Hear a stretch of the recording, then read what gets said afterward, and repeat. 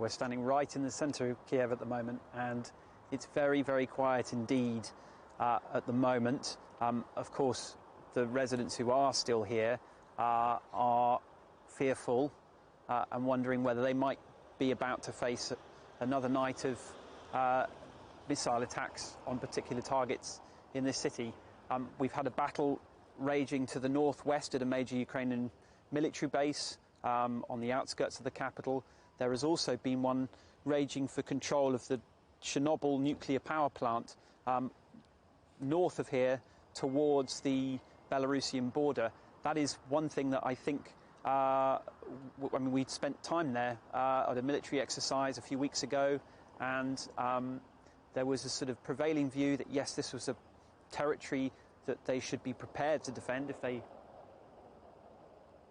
We can hear jets flying over us in the background at the moment, which might cause us to have to head off at some point.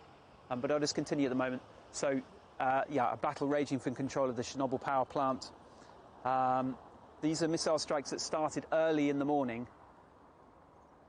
And what that led to initially was targets to be hit on the outskirts of Kyiv at two airports to the north and to the east. And then that led to this exodus of people. We joined them on the road for a while, and there was really a sense of shock. Not quite panic, but people were very, very jumpy indeed. People queuing at cash points, people grabbing their bags, what possessions they had, as much food as they could get, and getting out on the road. But it was absolutely gridlocked. A main highway to try and get people out, but very difficult to get hold of fuel if you hadn't planned ahead. And obviously very difficult to get hold of the food you needed.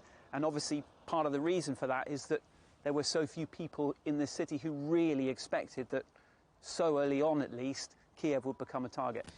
Guy, you must break off at any moment that you sense that you should go into shelter, but until you do, perhaps let me ask you if you've had any response or seen any response from Ukraine's government or president.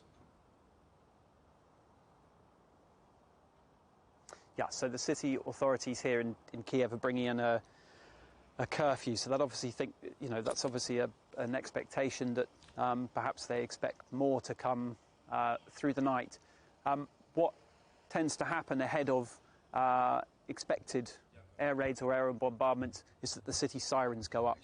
They are sirens that have been in place in some cases and obviously refurbished now for many decades, and bomb shelters as well for people to shelter in. So that is something that we may see again. In terms of responses, we've had constant messages and tweets from Ukraine's President, Volodymyr Zelensky. I'm just looking at one here from the last couple of hours, and he's talking about the number of NATO country leaders he has spoken to in the last couple of hours, and he is continuing to take this very firm line and essentially calling on Western countries, NATO countries, to take very, very firm action indeed now. Economic sanctions of the toughest nature.